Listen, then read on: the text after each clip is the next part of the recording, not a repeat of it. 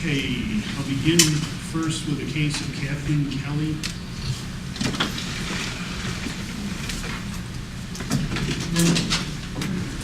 Okay, and the record should reflect that Mr. Van Nostrand is here representing his client, Ms. Kelly, is also here, along with the people being represented by Assistant District Attorney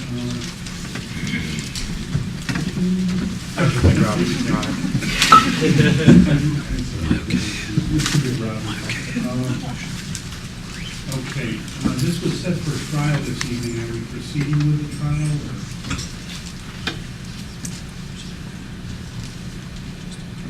No, Your Honor. Has there been an understanding arrived at here? Or? Your Honor, we Mr. Benoit discussed this case beforehand. It appears that the defendant is going to plead guilty to disorderly conduct. Both counts. And was there any agreement regarding the recommended sentence? No, Your Honor. We're going to leave it up to the discretion of the court. Is that the understanding you have, Mr. Van Nostrand? That is my understanding. Okay, and Ms. Kelly, have you heard what was just spread upon the record by both the attorneys here? Yes, I did. Okay, do you have any questions about what's being proposed? No, I would be myself appreciative if the sentencing could happen tonight. And certainly, if that's what your attorney wishes to do, that would be fine. Okay, I am going to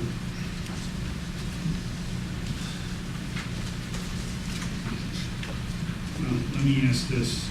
We're going to have to do an allocution here, so I'm going to have them turn all the recording equipment off, and we're going to have to swear her in.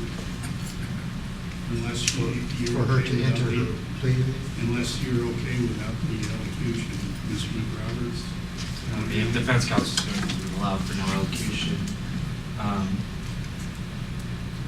I'm going to have to object to that based on the nature of the circumstances of this case, everything that surrounded it. We do want an elocution.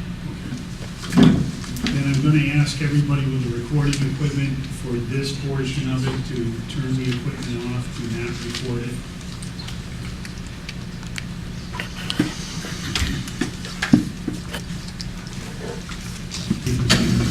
I'm grateful that you've allowed the cameras to be turned on in Chicago, where I live. We were edified by what we saw video footage from the previous testimony that was created in a film. We saw that there was a great deal of listening in this court, 41 hours of testimony. It's really quite remarkable.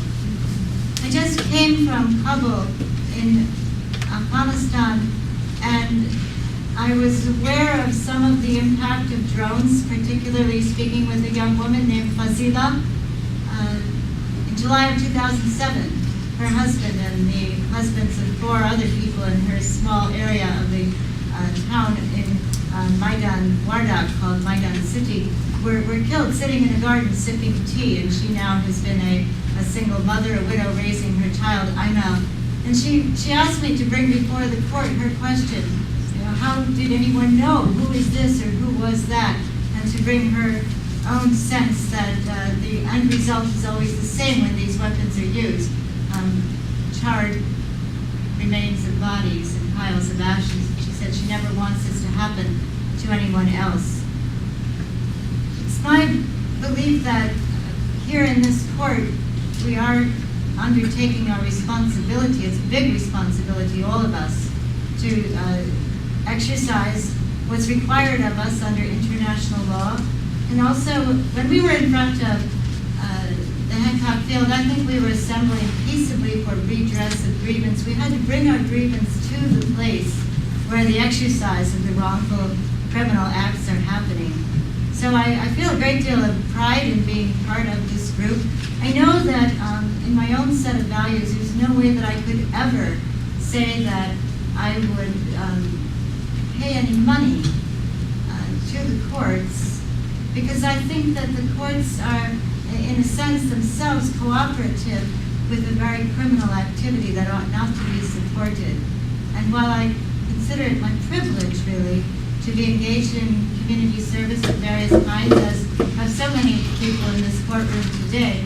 I also know that I wouldn't be able to undertake community service under the auspice of the court right now, because it's my belief that we've been undertaking our community service and trying to engage in this case and to do the education that's so necessary, bringing these issues before the judicial branch of our government. So I'm grateful for all of the listening that you've done so far, and I hope that there's increased understanding through all the statements that are being made. Thank you. I just want to note that, you know, in the time past the prior trial, it appears that what has resulted from that trial is not a discussion relative to the trial itself, but rather the issues that your group presented, which is encouraging because there's discussion going on within the community. However, when civil rights are exercised, there may be a time to pay the piper, and that time is here, and I have to levy a sentence. I find you're very sincere in your attitude. I'm going to, sentencing judgment in this court is going to be a 1-year conditional discharge, conditions being stay out of further trouble with the criminal justice system in that 1-year period. I am not going to impose community service. However, I will impose a $250 fine and a $125 surcharge. I am going to serve you with a summons with notice. If you need additional time to pay with a valid reason, I will certainly entertain that application if it's done in writing to the court. If it is a willful failure as far as payment on this, then I will convert it to a civil judgment, and that may affect your credit situation. So the total will be $275, and I'm going to put it out for 60 days.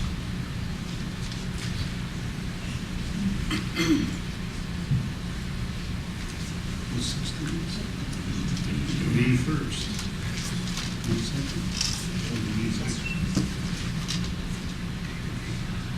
You forgot about the leap year. Okay, it'll be due and payable on or before May 2nd, 2012. Do you want to copy this one for Alex for your file? Yes, Your Honor. We need 3.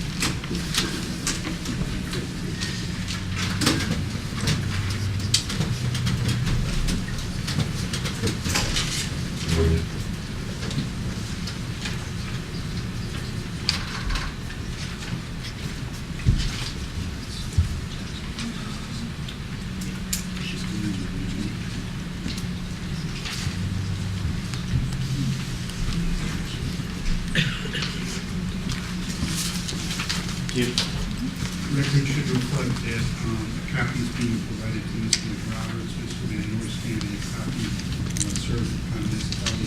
Anything further? Nothing further. Yeah. No, Your Honor.